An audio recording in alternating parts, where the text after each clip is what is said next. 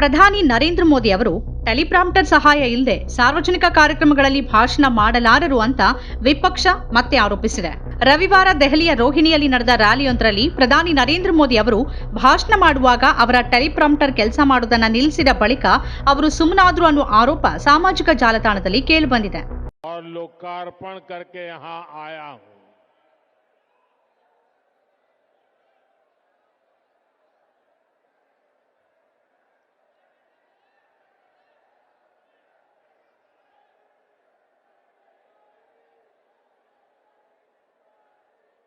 Teleprompter ಇಲ್ಲದೆ ಪ್ರಧಾನಿ ನರೇಂದ್ರ ಮೋದಿ ಏನೂ ಹೇಳುವಂತ ಸ್ಥಿತಿಯಲ್ಲಿಲ್ಲ ಅನ್ನೋ ತಮಾಷೆ ಸಾಮಾಜಿಕ ಜಾಲತಾಣಗಳಲ್ಲಿ ಜೋರಾಗಿ ನಡೀತಿದೆ. ಕೆಲವರು ಈ ಟೆಲಿಪ್ರಾಂಪ್ಟರ್ ದೋಷಕ್ಕೆ ಎಎಪಿ ನಾಯಕ ಅರವಿಂದ್ ಕೇಜ್ರಿವಾಲ್ ಅವರನ್ನ ದೂರಿದ್ರೆ, ಇನ್ನು ಕೆಲವರು ಇದು ಮೊದಲ ಪ್ರಧಾನಿ ನೆಹರು ಅವರ ತಪ್ಪು ಅಂತ ವ್ಯಂಗ್ಯ ಆಡಿದ್ದಾರೆ. ಇನ್ನು ಸಂಸದ ಸಸಿಕಾಂತ್ ಸೆಂಥಿಲ್ ಕೂಡ ಈ ವಿಷಯಕ್ಕೆ ಧುಮುಕಿದ್ದು, ಟೆಲಿಪ್ರಾಂಪ್ಟರ್ ಸ್ಟಾಪ್, ವಿಶ್ವಗುರು ಶಾಕ್ಡ್ ಅಂತ ವ್ಯಂಗ್ಯವಾಡಿದ್ದಾರೆ. ಈ ಹಿಂದೆ ವರ್ಲ್ಡ್ ಎಕನಾಮಿಕ್ ಫೋರಂನ ವರ್ಚುವಲ್ ಶೃಂಗಸಭೆಯ ಸಂದರ್ಭದಲ್ಲಿ ಇದೇ ರೀತಿಯ ಸಂಕಟವನ್ನ ಪ್ರಧಾನಿ ಮೋದಿ ಎದುರಿಸಿದ್ರು. ಟೆಲಿಪ್ರಾಂಪ್ಟರ್ ಗ್ಲಿಚ್ ಬಳಿಕ ಪ್ರಧಾನಿ ಮೋದಿ ಸೈಲೆಂಟ್ ಆಗಿ ಬಿಡುವ ಇತ್ತೀಚಿನ ಎರಡನೇ ಘಟನೆ ಇದಾಗಿದ್ದು, ವಿಪಕ್ಷ ಮತ್ತು ಸಾಮಾಜಿಕ ಜಾಲತಾಣ ಬಳಕೆದಾರರು ವ್ಯಂಗ್ಯ, ತಮಾಷೆ ಮೂಲಕ ಪ್ರಧಾನಿಯವರನ್ನ ಗುರಿಯಾಗಿಸಿದ್ದಾರೆ.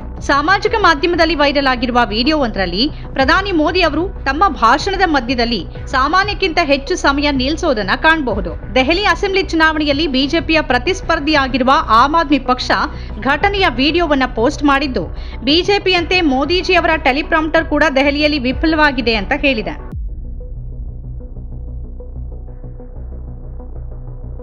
ಕಾಂಗ್ರೆಸ್ ಕೂಡ ಈ ಘಟನೆ ಕುರಿತು ಹಾಸ್ಯದ ಪೋಸ್ಟ್ ಅನ್ನ ಹಾಕಿದೆ. ಅಸಹಾಯಕ ಮಿಸ್ಟರ್ ಪ್ರೈಮ್ ಮಿನಿಸ್ಟರ್ ಟೆಲಿಪ್ರಾಂಪ್ಟರ್ ಮಧ್ಯದಲ್ಲಿ ಕೆಲಸ ಮಾಡೋದನ್ನ ನಿಲ್ಲಿಸ್ತು, ಅದಿಲ್ಲದೆ ಒಂದು ಮಾತನ್ನು ಹೇಳಲಾರೆ. ಮೋದಿ ಎಲ್ಲರನ್ನ ನಿಯಂತ್ರಿಸ್ತಾರೆ ಅಂತ ಜನ ಭಾವಿಸ್ತಾರೆ, ಆದ್ರೆ ಅವರು ಟೆಲಿಪ್ರಾಂಪ್ಟರ್ ಆಪರೇಟರ್ ಮತ್ತು ಸ್ಕ್ರಿಪ್ಟ್ ರೈಟರ್ನ ನಿಯಂತ್ರಣದಲ್ಲಿ ಇರ್ತಾರೆ ಅಂತ ಕೇರಳ ಕಾಂಗ್ರೆಸ್ ವ್ಯಂಗ್ಯವಾಡಿದೆ. ಈ ಕುರಿತು ಎಕ್ಸ್ ನಲ್ಲಿ ವ್ಯಂಗ್ಯವಾಗಿ ಪೋಸ್ಟ್ ಮಾಡಿರುವ ಕರ್ನಾಟಕ ಕಾಂಗ್ರೆಸ್, ಟೆಲಿಪ್ರಾಂಪ್ಟರ್ ಇಲ್ಲದೆ ಒಂದು ಶಬ್ದ ಕೂಡ ಮಾತಾಡೋಕೆ ಸಾಧ್ಯವೇ ಇಲ್ಲ ಅಂತ ಮೋದಿ ಅವರ ದೆಹಲಿ ಚುನಾವಣಾ ಪ್ರಚಾರ ಕಾರ್ಯಕ್ರಮದ ವಿಡಿಯೋವನ್ನ ಹಂಚಿಕೊಂಡಿದೆ. ದೆಹಲಿಯಲ್ಲಿ ಚುನಾವಣಾ ಪ್ರಚಾರ ಭಾಷಣದ ವೇಳೆ ಟೆಲಿಪ್ರಾಂಪ್ಟರ್ ಕೈ ಕೊಟ್ಟಾಗ ಮೋದಿಯಿಂದ ಮೌನ ವ್ರತ ಆಚರಣೆ, ನರೇಂದ್ರ ಮೋದಿ ಅವರು ಟೆಲಿಪ್ರಾಂಪ್ಟರ್ ಇಲ್ಲದೆ ಒಂದು ಶಬ್ದ ಕೂಡ ಮಾತಾಡೋಕೆ ಸಾಧ್ಯವೇ ಇಲ್ಲ, ಯಾಕಂದ್ರೆ ಒಳಗಡೆ ಏನೂ ಇಲ್ಲ ಅಂತ ಕಾಂಗ್ರೆಸ್ ವ್ಯಂಗ್ಯ ಆಡಿದೆ. ರೋಹಿಣಿ ಬಡಾವಣೆಯಲ್ಲಿ ದೆಹಲಿ ಚುನಾವಣಾ ರ್ಯಾಲಿ ಉದ್ದೇಶಿಸಿ ಮಾತನಾಡಿದ ಅವರು, ಎಎಪಿ ಸರ್ಕಾರ ದೆಹಲಿಯ ಪಾಲಿಗೆ ವಿಪತ್ತು, ದೆಹಲಿ ಈ ವಿಪತ್ತಿನಿಂದ ಪಾರಾದ ನಂತರವೇ ಅಭಿವೃದ್ಧಿಯ ಡಬಲ್ ಎಂಜಿನ್ ನಲ್ಲಿ ಕಾರ್ಯಾರಂಭ ಮಾಡಲಿದೆ ಅಂತ ಹೇಳಿದ್ರು. ಎಎಪಿ ಸರ್ಕಾರ ರಾಜಧಾನಿಯಲ್ಲಿ ಕೇಂದ್ರದ ಜೊತೆಗೆ ಸಂಘರ್ಷ ಮಾಡ್ತಾನೆ ಒಂದು ದಶಕ ಪೋಲ್ ಮಾಡ್ತು. ಇಲ್ಲಿ ಅಭಿವೃದ್ಧಿ ಯೋಜನೆಗಳ ಸಾಕಾರಕ್ಕಾಗಿ ಬಿಜೆಪಿಗೆ ಒಂದು ಅವಕಾಶ ಕಲ್ಪಿಸಬೇಕು ಅಂತ ಹೇಳಿದ್ರು. ಇನ್ನು ಸಾಮಾಜಿಕ ಜಾಲತಾಣ ಬಳಕೆದಾರರು ಈ ವಿಚಾರದಲ್ಲಿ ತಮ್ಮೆಲ್ಲ ವ್ಯಂಗ್ಯವನ್ನ ಹೊರಹಾಕಿದ್ದಾರೆ. ಟೆಲಿಪ್ರಾಂಪ್ಟರ್ ಮೋದಿ ಅವರ ಸುಳ್ಳಿನ ಮುಂದೆ ವಿಫಲ ಆಗಿದೆ. ಸುಳ್ಳನ್ನ ಸಾರ್ವಜನಿಕರಿಗೆ ತಿಳಿಸೋಕೆ ಟೆಲಿಪ್ರಾಂಪ್ಟರ್ ಬಯಸೋದಿಲ್ಲ ಅಂತ ಬಳಕೆದಾರರೊಬ್ಬರು ತಮಾಷೆ ಮಾಡ್ತಾ ಹೇಳಿದ್ದಾರೆ.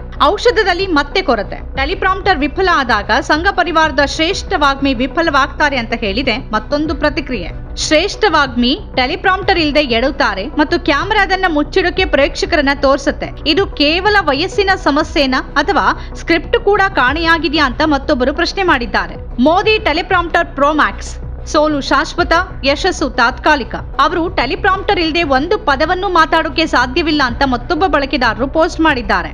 ಏನ್ ಮಾತಾಡಬೇಕು ಅಂತ ಗೊತ್ತಿಲ್ವಾ, ಟೆಲಿಪ್ರಾಂಪ್ಟರ್ ದೋಷ ಅಂತ ಮತ್ತೊಬ್ಬ ಬಳಕೆದಾರರು ಬರೆದಿದ್ದಾರೆ. ಟೆಲಿಪ್ರಾಂಪ್ಟರ್ ವಿಫಲ ಆಗಿದೆ, ಕೇಜ್ರಿವಾಲ್ ವೈರ್ ಕತ್ತರಿಸಿದಂತೆ ಕಾಣ್ತಿದೆ ಅಂತ ಮತ್ತೊಬ್ರು ಲೇವಡಿ ಮಾಡಿದ್ರೆ, ನೆಹರೂಜಿ ಟೆಲಿಪ್ರಾಂಪ್ಟರ್ಗೆ ವಿದ್ಯುತ್ ಸಂಪರ್ಕವನ್ನ ಕಡಿತಗೊಳಿಸುತ್ತಿದ್ದಾರೆ ಅಂತ ಮತ್ತೊಬ್ಬರು ಹೇಳಿದ್ದಾರೆ. ಟೆಲಿಪ್ರಾಂಪ್ಟರ್ ವಿಫಲ ಆದಾಗ ನಕಲಿ ಓರೇಟರ್ ಮೂಕನಾಗ್ತಾನೆ, ಈ ಫೇಕು ಬಗ್ಗೆ ಪ್ರತಿಯೊಂದು ವಿಷಯವೂ ಅತ್ಯಂತ ನಕಲಿಯಾಗಿದೆ ಅಂತ ಮತ್ತಿಬ್ಬರು ಹೇಳಿದ್ದಾರೆ.